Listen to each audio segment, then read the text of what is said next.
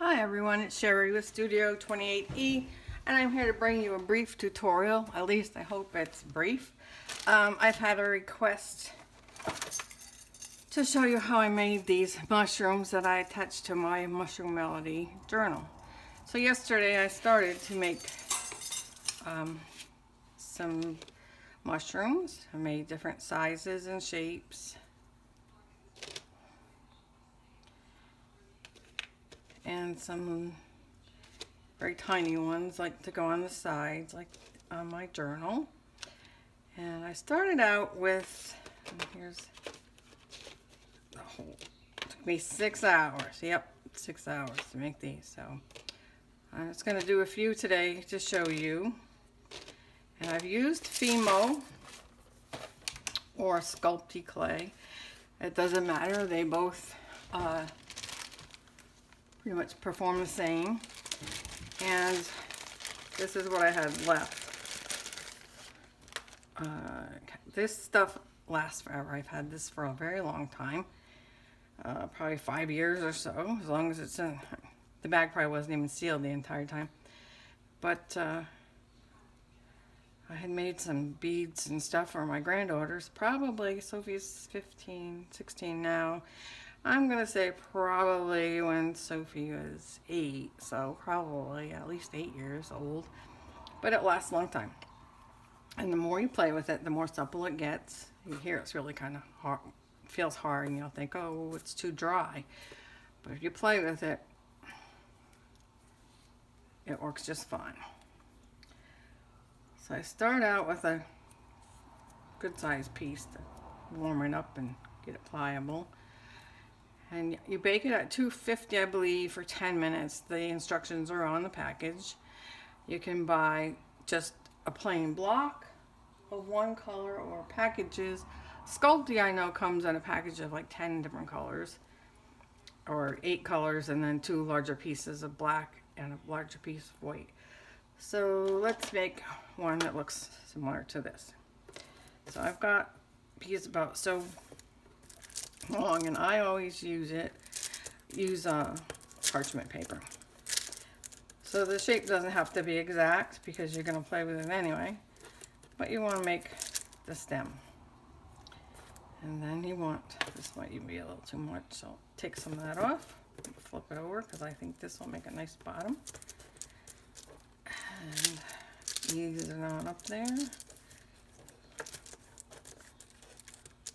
Probably a little too much for the bottom. And then for the top,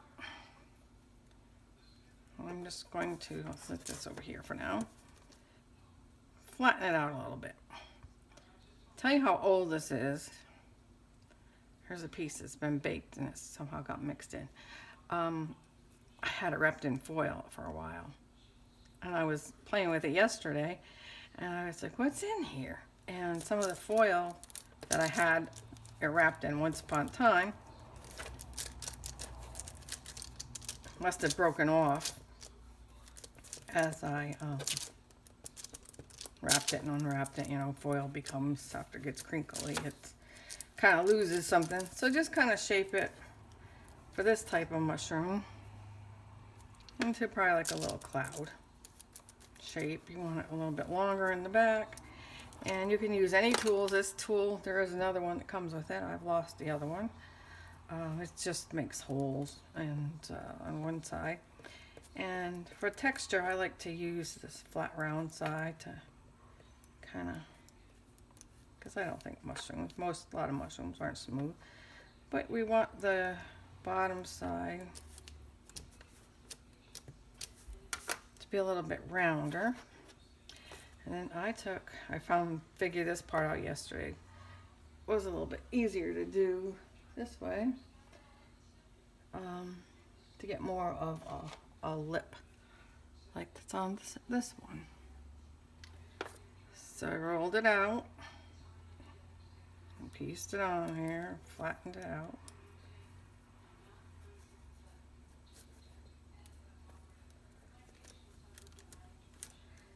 And applied it. Now this will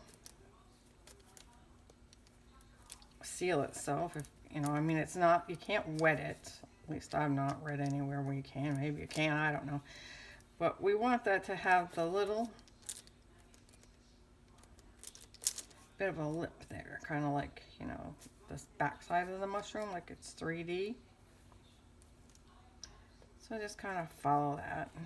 Shape it any way you want. I've got several different shapes. We'll work with this one first. And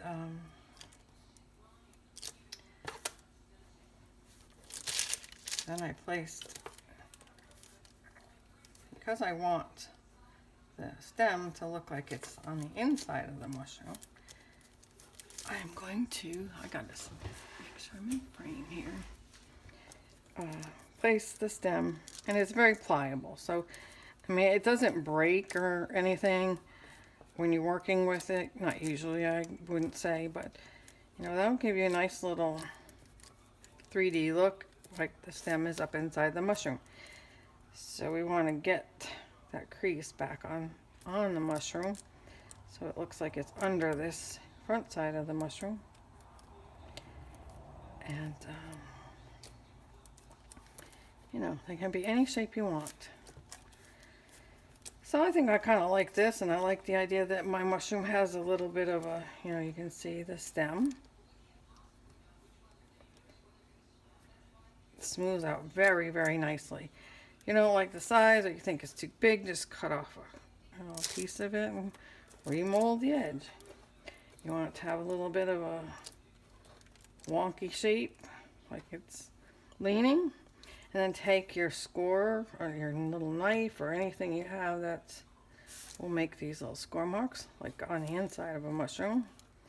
And you know, you don't need to press firmly because you'll cut it, but press them down in there. And if all you have is a fork to do it with, then use the fork. And then go along the inside, not quite to the edge.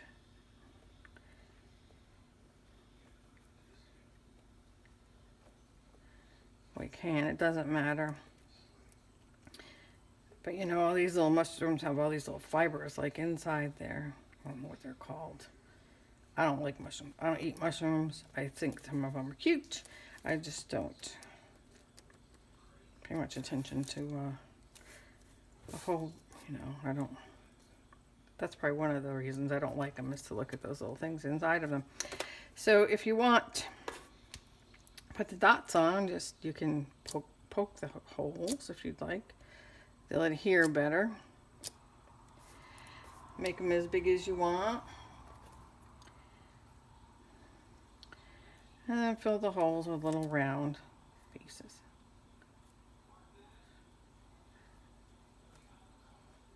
Or if you opt to, you can just paint them on or not. Don't do anything with the round pieces. Don't, you don't have to have.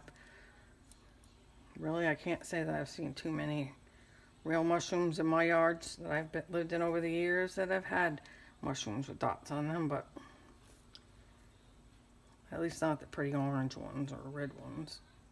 So just pop those in those little holes, like so. And that's pretty much all there is to that.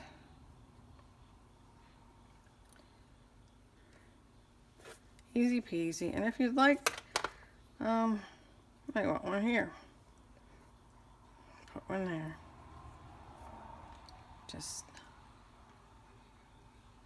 I wouldn't make that one quite as large because it may fall out before it bakes. But usually they stick pretty well. And then you can move this around. I've taken the knife, slid it under it, and moved it around. And if you use the parchment paper, you can just bake it on your cook. I don't have a special pan for this stuff, so I just kind of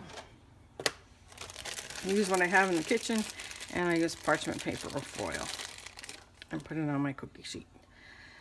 For these, you don't really need to roll anything out, but you could use your brayer or rolling pin. I wouldn't use a wooden one. I don't think you'd want this in your food, but let's see, let's make one that looks something like this. So we've got the stem, and this one we're going to build it right over the stem. And they don't have to be super thick. And then, let me see, I might need to take a little bit more of that off there. Because this one, we want it to be wider than the bottom, and just lay it over the top. I think so, and shape it.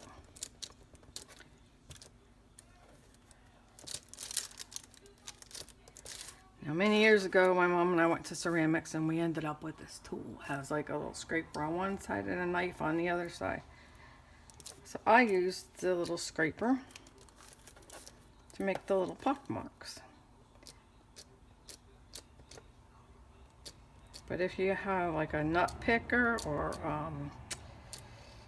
let me think, even a skewer, anything that has, that you can lay down in a knitting needle, the point of a knitting needle, would probably work as well.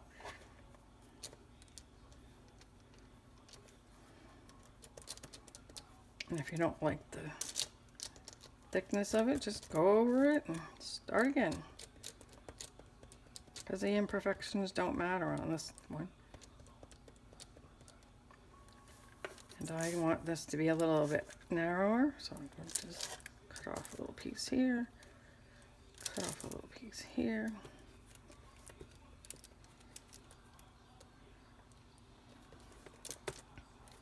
Spread the edges out a little bit so it looks like it has a little bit of a root on it.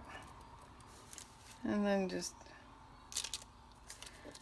that goes too far in for me. This little plastic thing seems to work quite nicely. Oh yes, and on this one, I just scored like one of the pictures I had.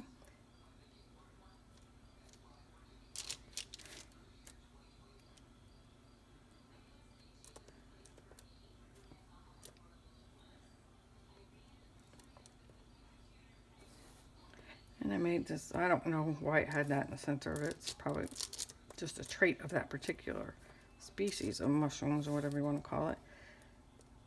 But it worked out quite, it's on my, I have it on this one and I painted it kind of like it was in the book. Did you see that, or did I whip it in there too fast? See, this one has that right there and I just darkened it up. So just gonna do that, and then we will do a little tiny one. A little tiny one's just a little ball. Any size ball you want. These are good for accents. Shape it kind of like a jelly bean. Make yourself a little stem. Put it in there like so. Squash it a little bit.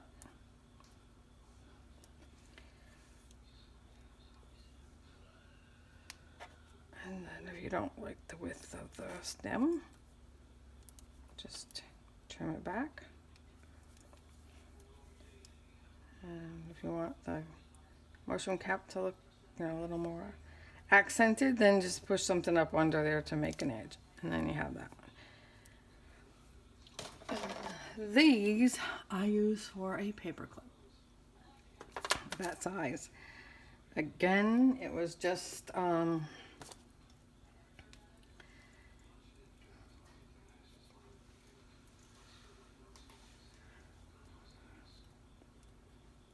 just a stem.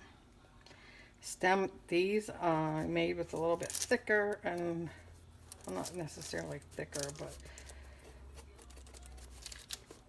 I needed it even. You need it even with the back side, so you have, when you put your paper clip on there, it'll all be on the same, I don't want to say level, but on the same plane kind of thing, so that one's not sticking above the other. And I only have plastic covered paper clips, so I can't do this, but I did it with jewelry and it didn't seem to work out so well. To try, here's hubby, to try to bake it with the paper, with the jewelry findings in there. So just shape this the way you like it. Place it on top. You usually want a little bit flatter, obviously, because they're going to be paper clips and you don't want them, but you still want that little lip there. So poke this up inside.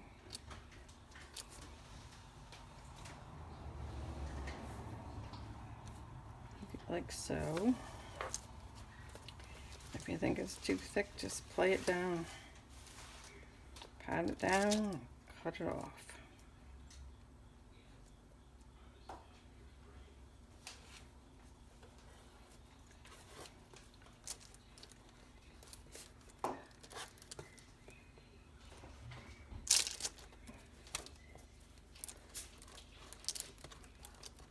Just like that. If it's going in your book, you don't want it real thick. Push the underside up so it looks like a mushroom cap.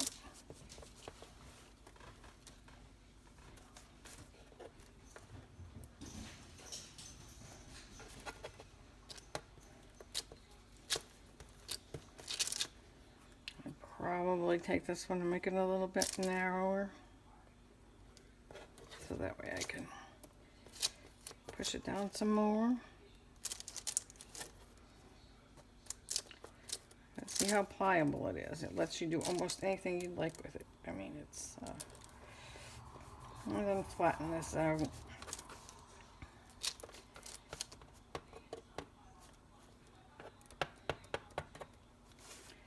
This again is probably a little too wide, so I would take it,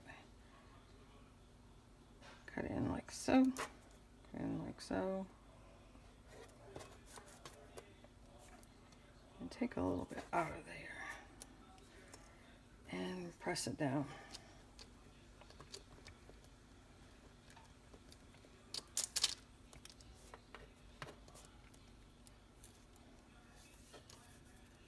A little bit of texture here. And I don't know really if mushroom stems have texture. I've only really bothered with them at the grocery store when I made them for stuffed mushrooms for company, and usually the long part of the stem is off, so I don't know what it looks like really. Press it down to get your shape. I don't like the shape of this top, so I'm going to take some off. Just like that. Just round it up again.